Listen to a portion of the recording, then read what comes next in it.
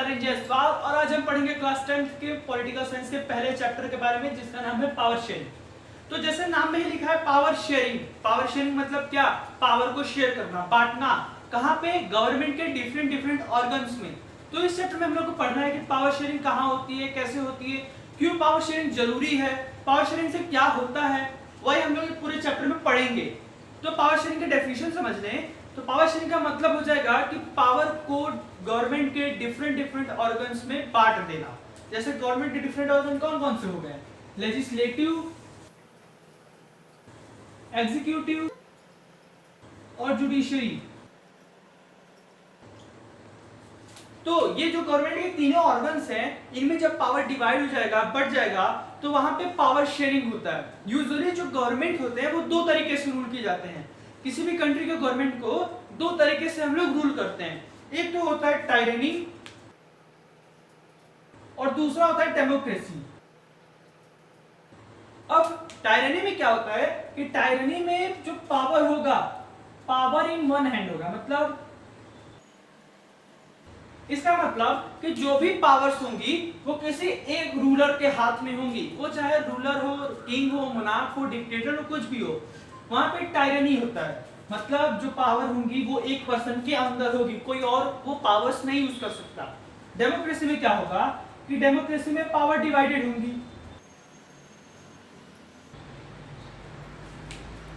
Power divided होंगी यानी कि जैसे हम लोग अपनी कंट्री में ही देख लें, पावर पहले प्राइम मिनिस्टर है, चीफ मिनिस्टर है, डिस्ट्रिक्ट मजिस्ट्रेट है, उनके बीच पावर डिवाइडेड है। वहां पे डेमोक्रेसी होता है। और जो पावर शेयरिंग है वो डेमोक्रेसी के अंदर ही होता है। टायरेनी में कभी भी पावर शेयरिंग नहीं होता है। जब हम लोग 9th में हिटलर के बारे में पढ़े होंगे तो क्या हमने सुना था कि हिटलर ने अपनी पावर दूसरों को दे दी थी? नहीं, कभी नहीं। जबकि इंडिया में है कि वो पावर अलग अलग लोगों के बीच डिवाइडेड होगा। तो सबसे पहले हम लोग पावर शेयरिंग जानेंगे दो कंट्री के एग्जांपल्स के बारे में कि उन कंट्री में क्या प्रॉब्लम्स हुई, क्या उन्होंने तरीका अपनाया पावर शेयरिंग करने का, कैसे वो लोग प्रॉब्लम से दूर हुए। पहला एग्जांपल पढ़ेंगे हम लोग बेल्जियम के बारे में और दूसरा श्रीलंका के बारे में। तो हम लोग पहले जानेंगे दोनों में प्रॉब्लम्स क्या हुई और दोनों ने अपनी प्रॉब्लम्स को सॉल्व कैसे किया। तो चलिए पहले हम लोग बेल्जियम के बारे में, अब पहला एग्जांपल पढ़ेंगे बेल्जियम के बारे में। तो बेल्जियम एक यूरोपियन कंट्री है जिसका साइज हम लोग के इंडियन स्टेट हरियाणा से थोड़ा बहुत छोटा है। इसकी पॉपुलेशन भी हरियाणा की एकदम हाफ है, जो 1 करोड़ है। एग्जैक्ट इसकी पॉपुलेशन 1.15 करोड़ है। और ये जो कंट्री है ये फ्रांस, नेदरलैंड, जर्मनी और लग्जमबर्ग से घिरा हुआ है। अब ये कंट्री में हम लोग को पढ़ना है कि इसमें प्रॉब्लम क्या हुई थी। तो पहले हम लोग बेल्जियम के एथनिक कंपोजिशन के बारे में पढ़ लेंगे। एथनिक कंपोजिशन मतलब कि जो उसमें उस कंट्री में जो कल्चरल ग्रुप्स थे, मतलब एथनिक ग्रुप मतलब क्या हो गया कि जो भी पीपल थे वो कल्चरल बैकग्राउंड के हिसाब से डिवाइड किए गए थे कि इनका कल्चर सेम है तो इनको एक साथ रखा जाए, और ये कल्चर अलग है, ये कल्चर एक साथ रखा जाए। तो बेल्जियम में क्या हुआ था, एथनिक कंपोजिशन ऑफ बेल्जियम पढ़ेंगे हम लोग।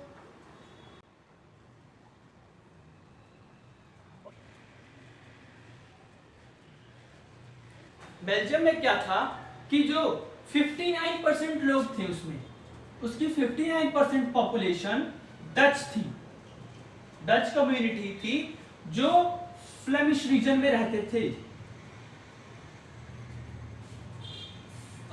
बेल्जियम में 40% लोग फ्रेंच थे और ये वलोनिया रीजन में रहते थे। और बाकी जो बचे 8% लोग, ये लोग जर्मन्स थे। फ्लेमिश रीजन और वलोनिया रीजन, मतलब कंट्री को दो रीजन्स में अलग कर दिया गया, एक फ्लेमिश रीजन और एक वलोनिया रीजन। फ्लेमिश रीजन में डच लोग रहते थे 59%, वलोनिया रीजन में फ्रेंच लोग रहते थे जिनकी पॉपुलेशन 40% थी, और 1% जो बचे लोग थे वो लोग जर्मन्स थे। अब हुआ क्या, ये पूरी कंट्री की बात हो गई बेल्जियम में। लेकिन जो बेल्जियम की कैपिटल था, मतलब जो बेल्जियम का कैपिटल था यानी कि ब्रुसेल्स, बेल्जियम का कैपिटल ब्रुसेल्स था, उसमें ये एकदम उल्टा केस था। उसमें क्या था कि वहां पे 80% लोग फ्रेंच थे और 20% लोग डच थे। अब ये तो बड़ी दिक्कत हो गई कि कंट्री में डच ज़्यादा है और कैपिटल में डच कम है, वहीं फ्रेंच कंट्री में कम है तो फ्रेंच ब्रुसेल्स में ज़्यादा है। तो बेल्जियम में दिक्कत क्या आई कि जो फ्रेंच लोग थे, फ्रेंच वाले, वो पहले से ही बहुत ज़्यादा पावरफुल और रिच थे, लेकिन डच वालों को जो इकोनॉमिक डेवलपमेंट हुई, जो उनको एजुकेशन मिला, वो बहुत ही लेट मिला। इस वजह से जो डच थे वो फ्रेंचों से बहुत बुरा मानते थे, मतलब फ्रेंच पर्सन के साथ उनकी ज़्यादा बनती नहीं थी, बहुत ही मतलब उन दोनों के बीच थोड़ी दुश्मनी थी, या मान लें हम लोग की थोड़ी मोड़ी बहस होती थी। तो क्या हुआ कि इस वजह से 1950s और 1960s के बीच इन दोनों के बीच फ्रेंच और डच कम्युनिटी में बहुत ही टेंशन और बहुत ही तनाव हुए, झगड़े हुए। तो यही बस प्रॉब्लम है कि ये बेल्जियम में जो दो कम्युनिटी थी उन दोनों के बीच लड़ाई होती थी क्योंकि कम और ज्यादा थे। वहीं पे ब्रुसेल्स में भी एक प्रॉब्लम थी कि जो डच लोग हैं वो पूरी कंट्री में ज्यादा हैं, इसमें कम है, ये भी ब्रुसेल्स की दिक्कत है।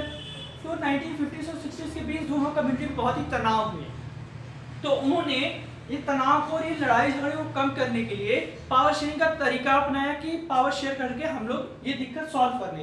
लेकिन अभी हम लोग उसको बाद में पढ़ेंगे। अब हम लोग जानेंगे बेल्जियम की दिक्कत जान लिए, अब हम लोग श्रीलंका की दिक्कत जानेंगे कि श्रीलंका में क्या। अब हम लोग पढ़ेंगे श्रीलंका के बारे में कि श्रीलंका में क्या दिक्कत हुई थी और उसको हम लोग पावर शेयरिंग का एग्जाम्पल क्यों ले रहे हैं। तो श्रीलंका सब जानते हैं कि इंडियन कोस्ट के साउथ पार्ट में सिचुएटेड है और ये 1948 में इंडिपेंडेंट कंट्री बनी थी। श्रीलंका का भी इतनी कंपोजिशन पढ़ें तो उसमें लोगों को लैंग्वेज के बेसिस पे डिवाइडेड किए गए थे, मतलब कि वहाँ की जो कम्युनिटी थी वो लिंग्विस्टिक ग्रुप्स में डिवाइडेड थी।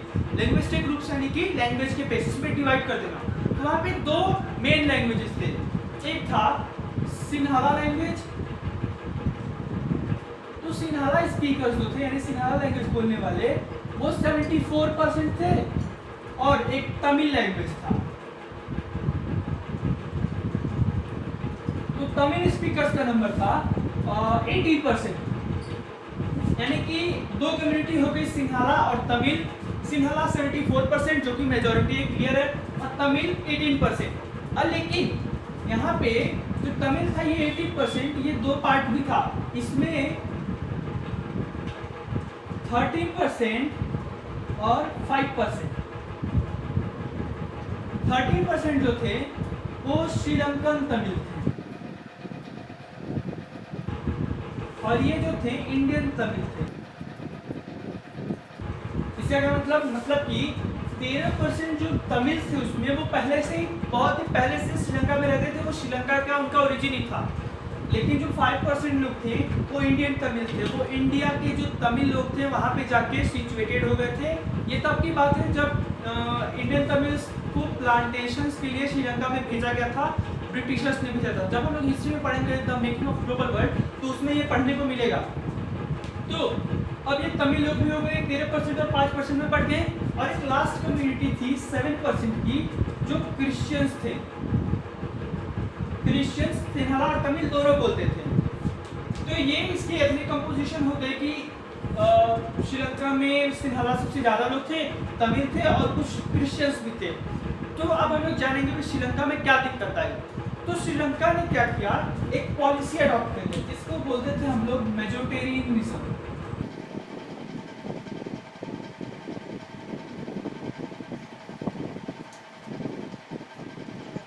ये क्या है, मेजोरिटेरियनिज्म।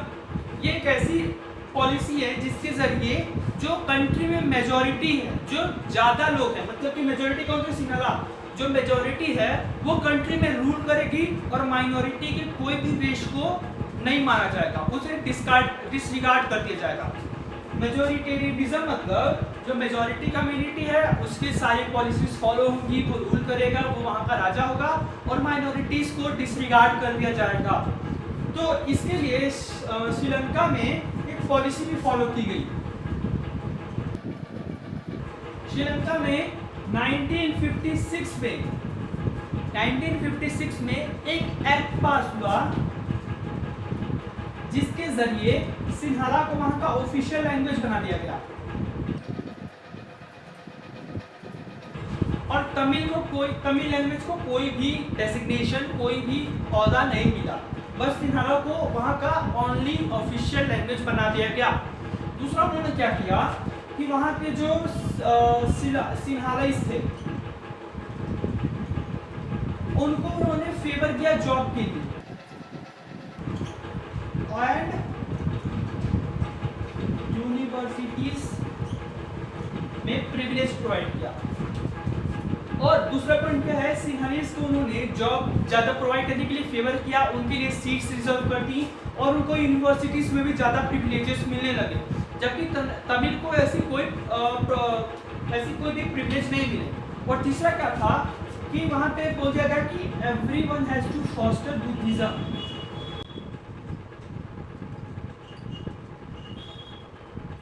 उन्होंने क्या किया, everyone has to foster Buddhism, मतलब कि वहां पे ये कंपलसरी कर दिया कि सभी रिलीजियंस को बुद्धिज्म को सपोर्ट करना होगा। फॉस्टर मतलब कि सपोर्ट करना होगा। कोई भी रिलीजन जरूरी नहीं है कि अपने रिलीजन को सपोर्ट करेगा, सभी के सभी को बुद्धिज्म को फॉस्टर करेगा। बुद्धिज्म ही क्यों, क्योंकि सिन्हाला जो थे वो मुस्लिम बुद्धिस्ट थे।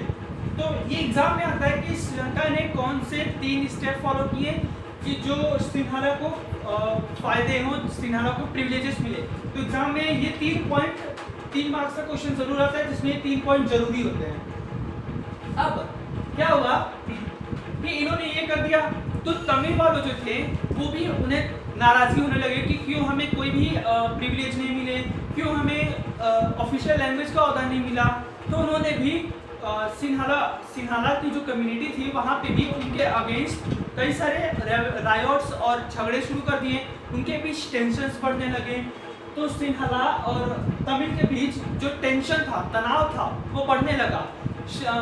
तमिल्स क्या बोलते थे, तमिल्स कहते थे कि उनको भी एक अलग स्टेट चाहिए श्रीलंका के अंदर जिसमें वो खुद अपना रूल कर सके। मतलब कि वो डिमांड करने लगे तमिल इलम, इलम यानी कि स्टेट।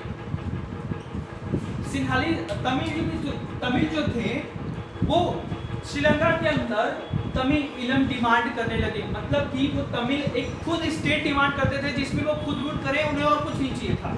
लेकिन इसको भी सिन्हाला जो थे एकदम नेग्लेक्ट कर दिए और उन्होंने झगड़ा करना ही एक्सेप्ट किया। और इस वजह से जब उनके झगड़ा बढ़ता गया तो उनके झगड़े को सिविल वॉर में कन्वर्ट हो गया, मतलब उनका झगड़ा सिविल वॉर में कन्वर्ट कर दिया गया। सिविल वॉर क्या होता है, सिविल वॉर मतलब कि एक ही कंट्री के अंदर जब दो कम्युनिटी के बीच लड़ाई हो तो वो सिविल वॉर हो जाएगा। वॉर सब जानते हैं, वॉर बहुत बड़ा बैटल होता है, लड़ाई होती है। तो तमिल जब डिमांड करने लगे तमिल इलम, तो सिन्हाला ने उसको रिजेक्ट कर दिया, इस वजह से सिविल वॉर स्टार्ट हो गया और वो टेंशन और बढ़ने लगा। और प्रेजेंट में भी अभी भी श्रीलंका में तमिल को कोई भी आज़ादी नहीं है और सिन्हाला वहाँ पे अभी भी मेजोरिटी रूल चलती है, अभी भी वहाँ पे यही पॉलिसी चलती है। अब हम लोग सोचेंगे कि सिन्हाला में तो प्रॉब्लम ऐसी कि ऐसी रह गई, लेकिन हम लोगों ने बेल्जियम के बारे में भी नहीं पढ़ा कि बेल्जियम में क्या होगा। तो अब हम जानेंगे कि बेल्जियम ने ये प्रॉब्लम जो थी उनकी फ्रेंच और डच की, उन्होंने उसको कैसे सॉल्व किया। अब हमने श्रीलंका में पढ़ा कि श्रीलंका में जो मेजोरिटेरियनिज्म की पॉलिसी थी वो अभी तक प्रेजेंट में भी है और उसमें इतनी प्रॉब्लम्स अभी भी चल रही है। लेकिन बेल्जियम ने एक ऐसा तरीका अपनाया जिसकी वजह से वहाँ की जो कॉन्फ्लिक्ट्स थे, झगड़े थे, वो सभी सॉल्व हो गए। तो उन्होंने पहली बात तो ये की, ये जरूरी है, उन्होंने 1970 से लेके 1993 के बीच अपने कॉन्स्टिट्यूशन को 4 टाइम्स बदला था।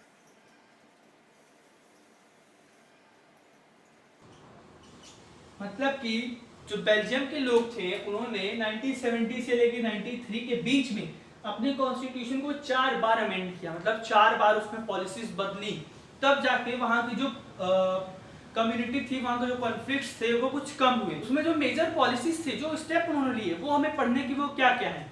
तो सबसे पहले क्या है कि जो फ्रेंच और डच थे, जैसा कि हमने पढ़ा कि दोनों जगह अलग अलग कम्युनिटी थी, एक में मेजोरिटी था, एक में माइनॉरिटी था। तो उन्होंने सेंट्रल गवर्नमेंट में फ्रेंच एंड डच मिनिस्टर्स का जो नंबर था वो इक्वल कर दिया।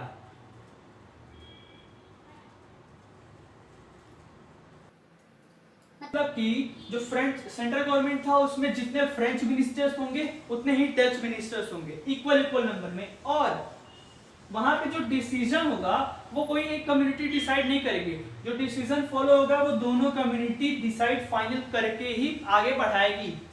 दूसरा क्या था कि जो सेंट्रल गवर्नमेंट के कुछ पावर्स थे वो स्टेट गवर्नमेंट को दे दिए गए, मतलब स्टेट गवर्नमेंट में दो रीजन में बढ़ गए, फ्रेंच गवर्नमेंट हो गई और एक डच के अलग अपना स्टेट गवर्नमेंट हो गया। तो some powers were given to state government.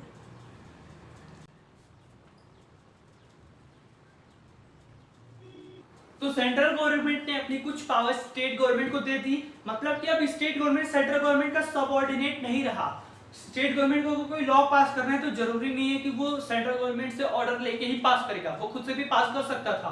फिर तीसरा क्या था कि ब्रुसेल्स में एक सेपरेट गवर्नमेंट बनाई गई।